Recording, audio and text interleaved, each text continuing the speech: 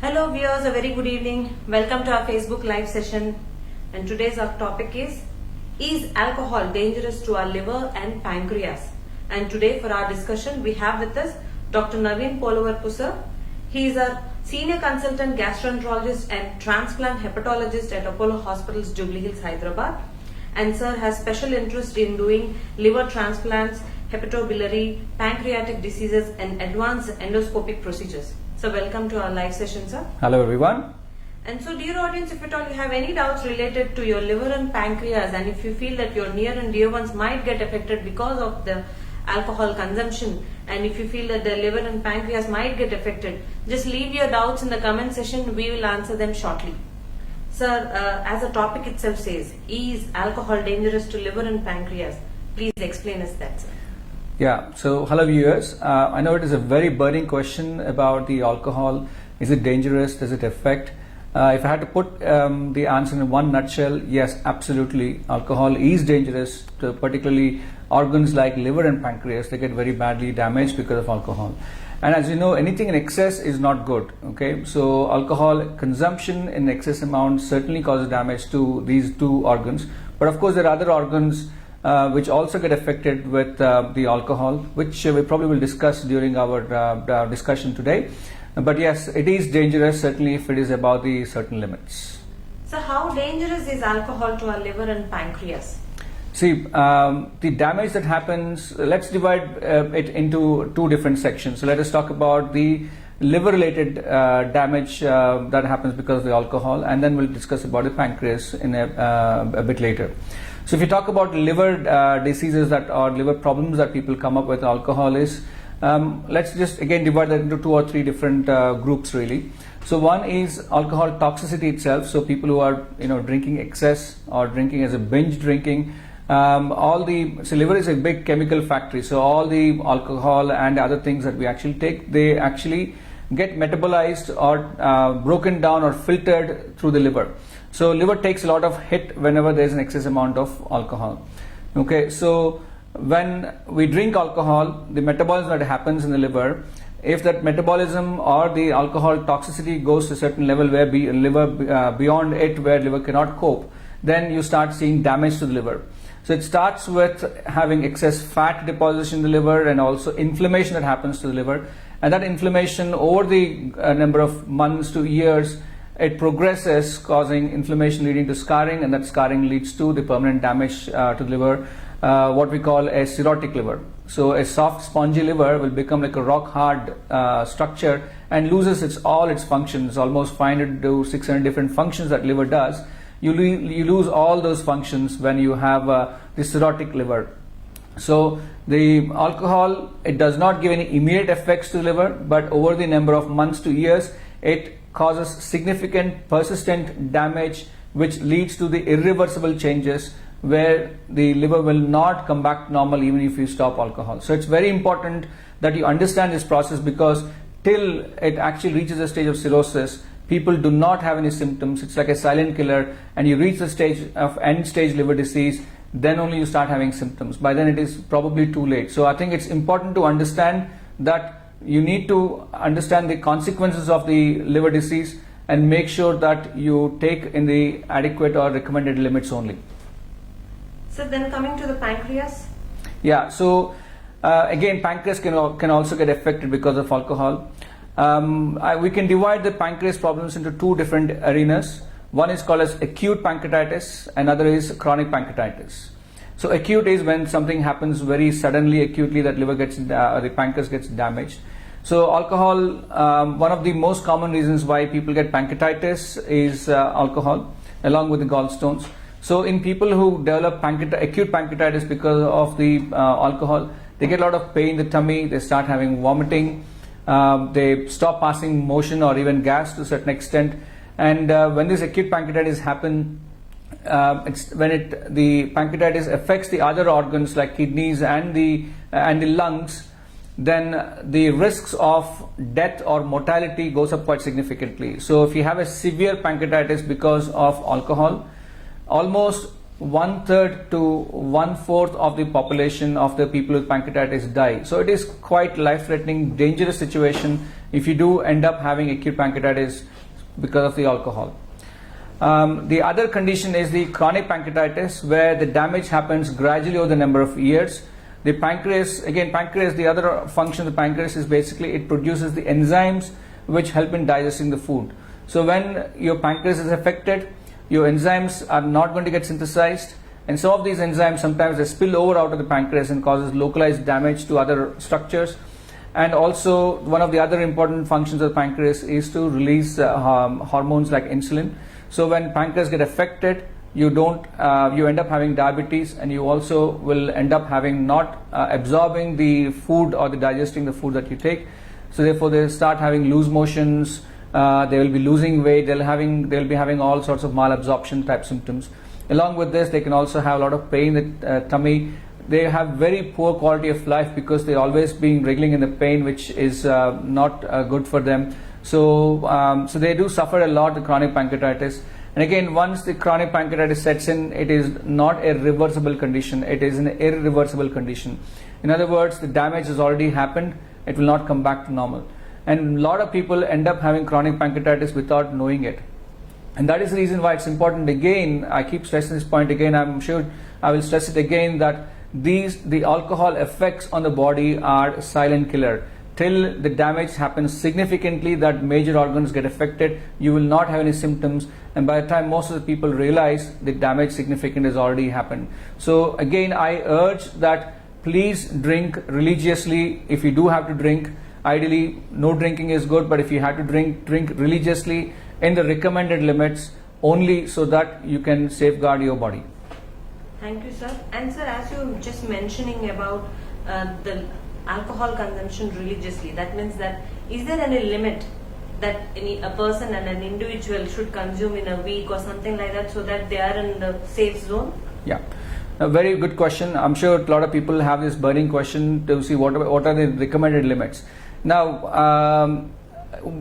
although the lot of governments and societies have given certain recommended limits, this is on an average population, but everybody is different. You have to understand that. Okay, somebody may be drinking quite a lot, but their metabolism is very good. In those kind of situations, they may not have significant liver problems or other problems.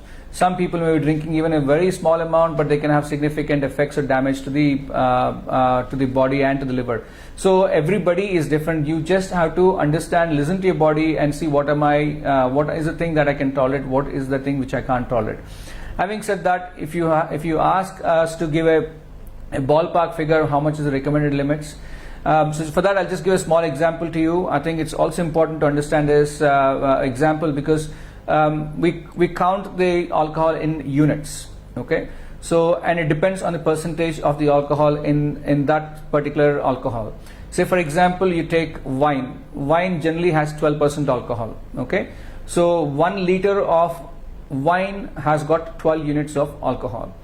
If you take whiskey, on an average we have about 42% to 47% alcohol. So what it means is 1 liter of whiskey will contain 42 to 47 units of alcohol in that 1 liter. Similarly, beer has got 5% or 4.5 to 5% alcohol. So 1 liter of beer is equal to about 4 to 5 units of alcohol. Sometimes you have strong beer. Strong beer contains even up to 8 to 12% of alcohol. So that's 8 to 12 units per liter. So why I'm telling you all this is, the limits that we say for a male is about 20 units per week. So in a week, that's the maximum recommended limits is 20 units per week. Okay, and the female, it is about 13 to 15 units per week. So these are the recommended limits. But these limits are generally given for Western population. So being Indians who have a lower threshold of liver damage, and our BMIs, or we generally are more fatter than the Western population, and that is the reason why the BMIs for them, although we say the upper limit is 25, for us is only 23.5. So in those kind of extrapolating that information, our alcohol recommended limits are also less. So for a male, we say probably about 17 to 18 units per week, and for the females about 12 to 13 units per week. So these are the recommended limits. But again, I stress this point again, that although these are recommended generalized units that we talk about, but every individual is different. So you have to listen to your body, you have to get yourself constantly checked to make sure that you're not having any damage. But ideally, of course, as we all say, the ideal thing is not to drink alcohol. That is the best thing that we can do. But if you do have to, then please do stick to the recommended limits. Thank you, sir. And sir, but there is a small myth that goes around, just correct me if I'm wrong. Usually individual feels that suddenly if I stop smoking or if suddenly if I stop alcohol, my body functioning stops all of a sudden, because my body has been used to these chemicals that I have been intaking. So if at all anybody who is diagnosed with these liver problems and pancreatitis problems, if at all they stop alcohol consumption, will they land up in any other problems? Yeah, it's a very, very good question.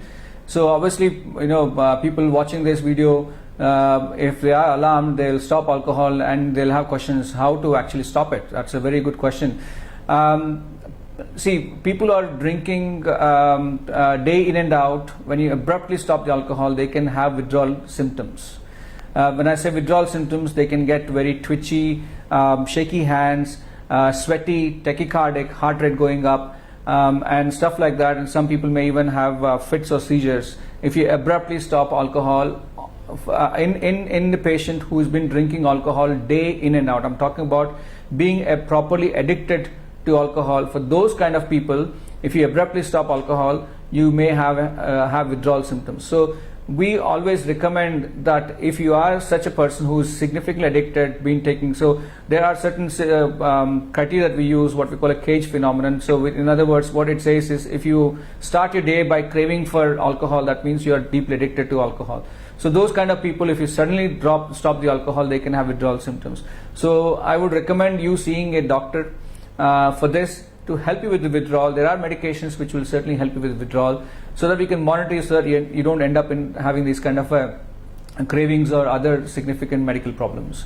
So otherwise, people who've been drinking, not as an addiction, yes, they can stop the alcohol without any problems with that. Thank you, sir. And sir, coming to the next one, we'll go one after the other, sir. Yeah. What are the first signs of liver damage because of alcohol? Means, how do an individual recognize that yes, his liver is being affected because of the alcohol? Yeah. So common symptoms that people encounter when they have liver problems, particularly with alcohol, is they start having noticing jaundice or yellow eyes. So the white part of the eyeball becomes yellow, and the urine also starts turning yellow. Sometimes the skin, if it is deep, jaundice is getting worse, your skin also will start turning yellow. So this is the first common symptom that we come across, having jaundice.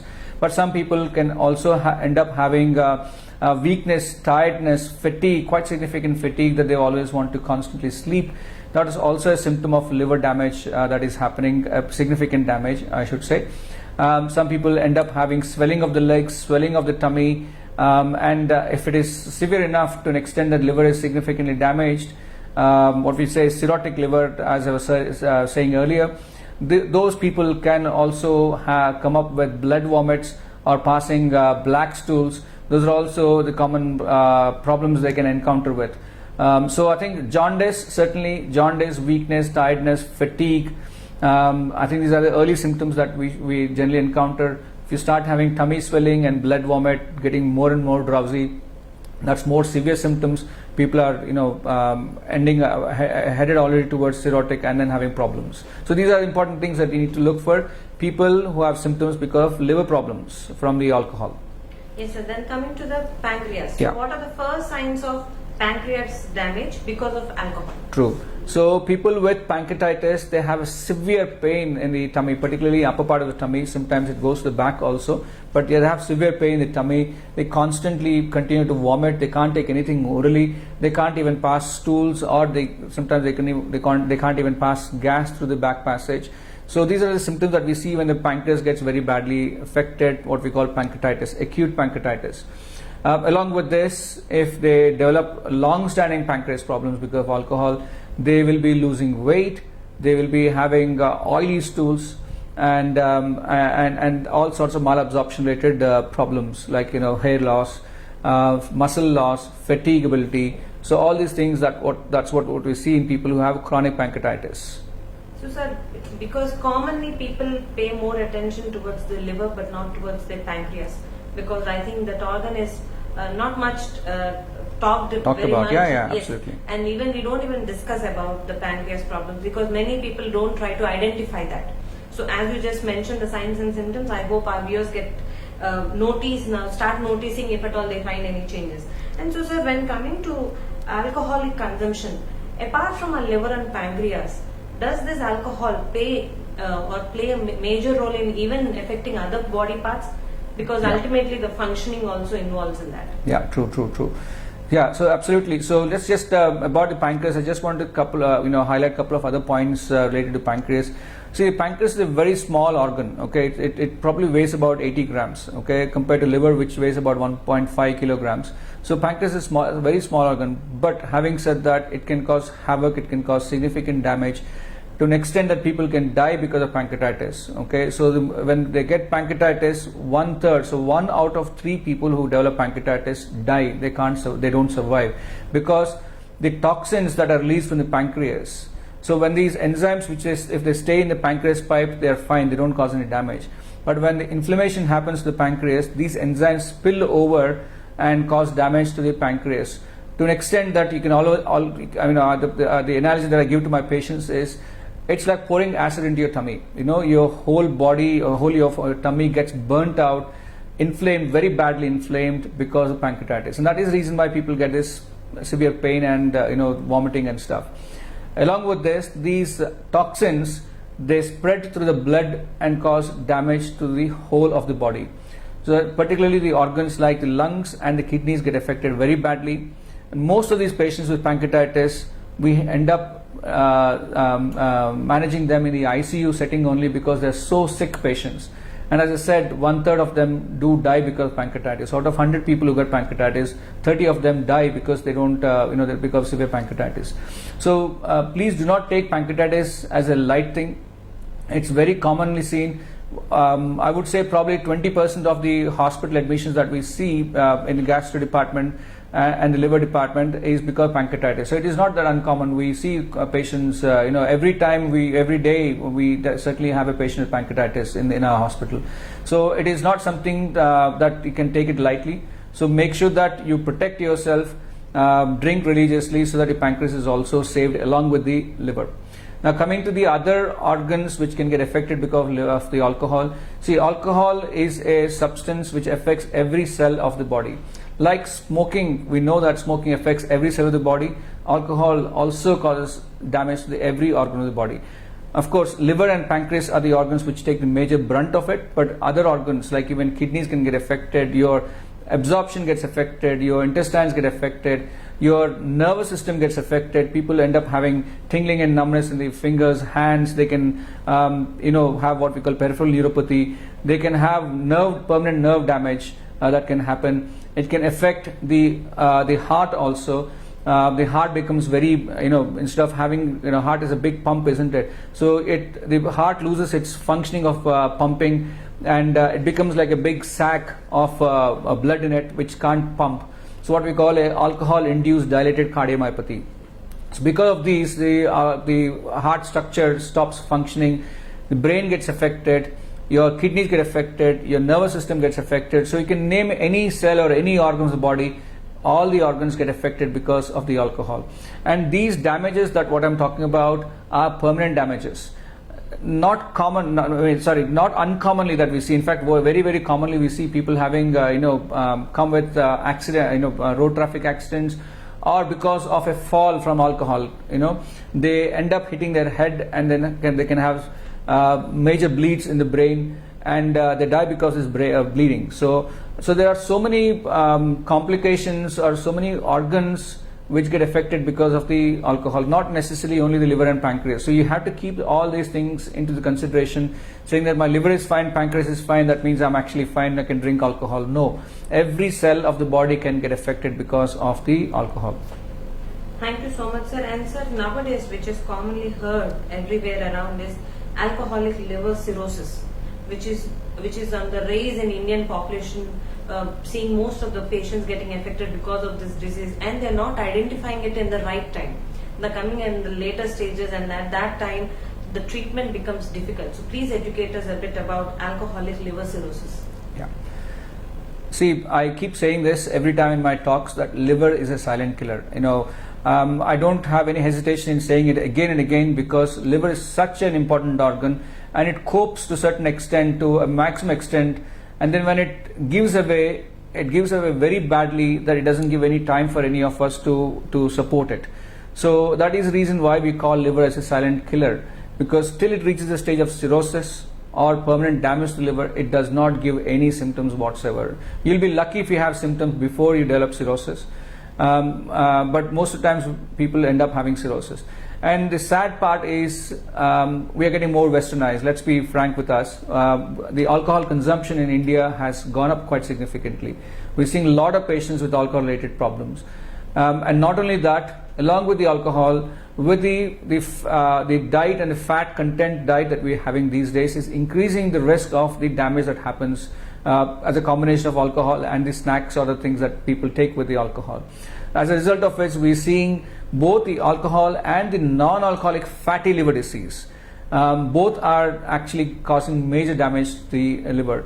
And it becomes like not 1 + 1 = 2, but the damage magnifies, almost becomes like 22 times to 50 times more damage that happens when you take alcohol and then you have excess fat in your liver also. Because of this, your liver cells starts getting inflamed, a lot of damage that starts happening, and that damage after damage, inflammation leads to scarring of the liver. That scarring leads to the cirrhosis. And only after you reach the stage of cirrhosis, that means your liver is almost 80 to 90% damaged, you will not have any symptoms because of the liver damage. And by then it is too late. So that's the reason why a lot of people don't present early. By the time they present, they are in very advanced stage. There is very little in terms of therapies that can be offered, and a lot of people end up having liver transplants because of this. Now, liver transplant is certainly a very successful surgery. People who do need liver transplant, so it's not that everybody who develops cirrhosis we suggest to go for transplant, but people who do meet the criteria of the transplant and who fit for the criteria and who we think the liver transplant will be beneficial for their life, not necessarily only the longevity or increase their lifespan, but also to improve the quality of life. When we think that these patients definitely would benefit from it, liver transplant will be and can be offered, and these patients will have an excellent outcomes or survival benefits and the quality of life improvement if you do transplant. So if if your doctor suggests that transplant is needed, then don't hesitate. It's very important that you understand this, because these outcomes or the success of transplants is very good. So which is another another topic for discussion about liver transplant, which will not go in detail about how it is done. But if you do need a transplant, it is certainly a very good treatment which is available. But before that, there are so many other medical treatment that can be offered. So I would suggest that if you are worried about your liver, first get your blood test checked, see a liver specialist, and talk to them and see what are the best ways of sorting it out before it gets too late. Or if you have any family members who are suffering with liver problems, then take him or her to the doctor and get themselves checked, because if it is in the early stages, liver will recover, but if it reaches a stage of cirrhosis, then it will not recover. So please keep that in mind. So sir, as we are talking about alcoholic liver cirrhosis, there is another similar topic related to pancreatitis, which is called alcoholic pancreatitis.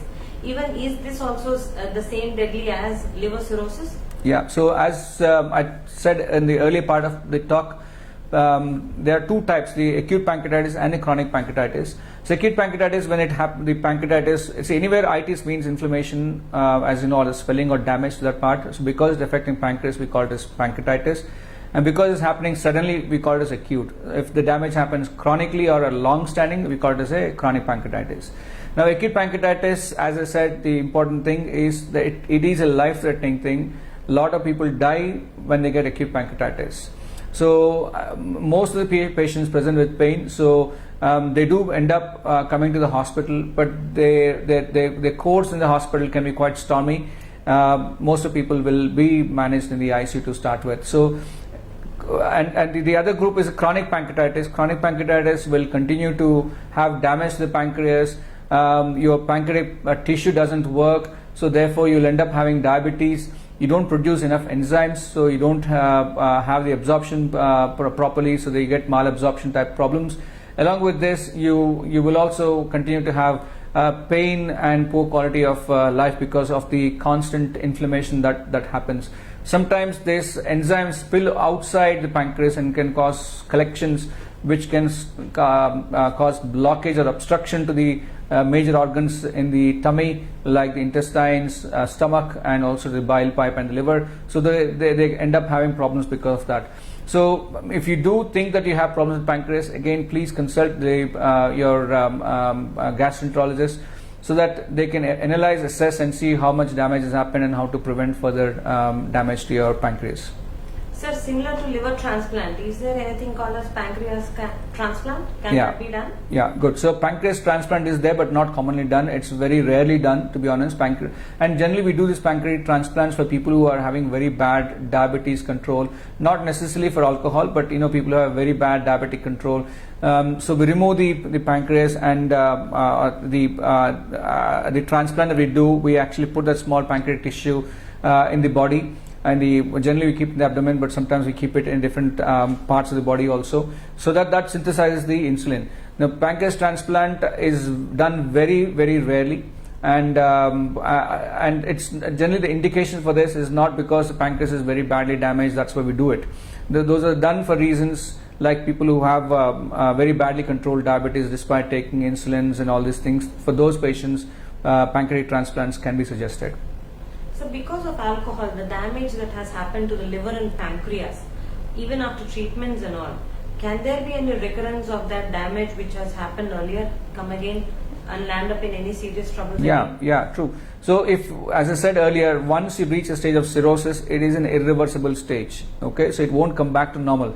From there, we can only stabilize, optimize, and minimize the complications that develop because of the cirrhosis. Similarly, when they develop chronic pancreatitis, that means the tissue is already scarred and damaged permanently. That will not come back to normal. But we can stabilize that also by giving supplements, pancreatic supplements, for example. So we can minimize the damage to the pancreas. So although it cannot come back to normal, but we can minimize the progression of the damage that happens. For these patients, even one drop of alcohol will make things much more difficult.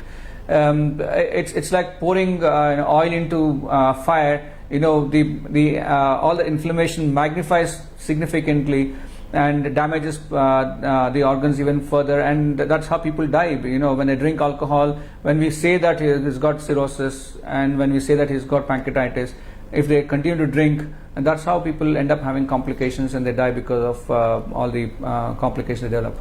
So sir, many people think that the complications of consuming alcohol or cigarettes will cause in the later stages of life. Just tell us, what is the common age group that nowadays you are coming across, the patients who all are getting affected because of alcohol, the age group? See, what we're seeing these days over the last certainly 20-30 years is the alcohol consumption has gone up, but more than that, we're seeing much more younger people, teenage, younger generations. They're getting affected with alcohol, and that's quite toxic. That's very worrying to see, because the trends what we're seeing is not very good. People started to drink at a very young age. They'll have long-standing problems because of it, because of the alcohol. And also what is also more worrying is the binge drinking. It's not just taking one sip now, one sip there. They're just binge drinking. So that means you're consuming significant amount of alcohol in a very short period of time. So you are not giving much time for the liver to recover. So you're just bombarding with alcohol. So that's even more dangerous. So we're seeing younger people drinking alcohol and binge drinking, which is not good for them in the long run. The youngest person I've seen is 17 years old kid who started drinking when he was 9 years. And then when he was 17 years, he already had significant alcohol-related liver damage. And there's a lot of discussion about whether we should do a transplant for this young child who has got liver transplant. It was an end-stage liver disease where he was on dialysis and liver filters to support him. But it was decided not to go for transplant because he's got a very high chance of going back to alcohol even after the transplant. So that's why we decided not to go for transplant. But this is a very worrying trend that we're seeing very young people drinking quite significantly. Maybe it's all because of pop culture that we're seeing, or because it's quite widely available, the alcohol. We don't know. And also the other worrying trend we have seen lately is that although it's no gender discrimination, but generally females have been much more resilient, not drinking alcohol, but we're seeing a lot more the female population also drinking alcohol to an extent that we're seeing the younger females significantly getting damaged because of the alcohol. And we've seen a lot of deaths in younger females because of alcohol-related issues. Thank you so much, sir, for enlightening us with many more facts and numbers actually, which are quite scary, because hearing that younger population are getting affected because of alcohol, I think this is an alarming sign, dear audience. So please keep a note of that. And as sir said, religiously drinking is important, and better than that is stopping alcohol consumption itself.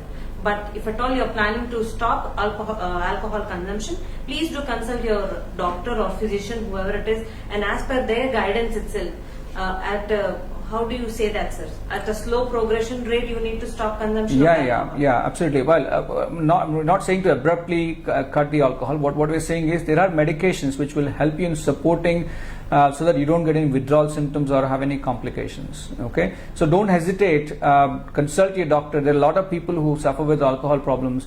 Unless you open up, unless you take your health as your responsibility, you will not make things forward a good life for you. So I'm not saying not to drink at all. You if you want, yes, but please do drink religiously within the limits and listen to your body. That's most important. You cannot compare other people saying that he drinks a lot but is still very fine. Don't get into the assumption. Look after yourself. You are the most important, precious person for yourself. So listen to your body and see when you think it is not safe to go forward, then please do not take it. If you do want to stop the alcohol, there are alcohol withdrawal liaison programs which are there, which can help you in terms of slowly cutting down, and also there are medications which will support you to not having any withdrawal symptoms. Thank you so much, sir, and thank you for joining us, and thank you, dear audience, for tuning in, and stay tuned for more such Facebook live sessions. Thank you.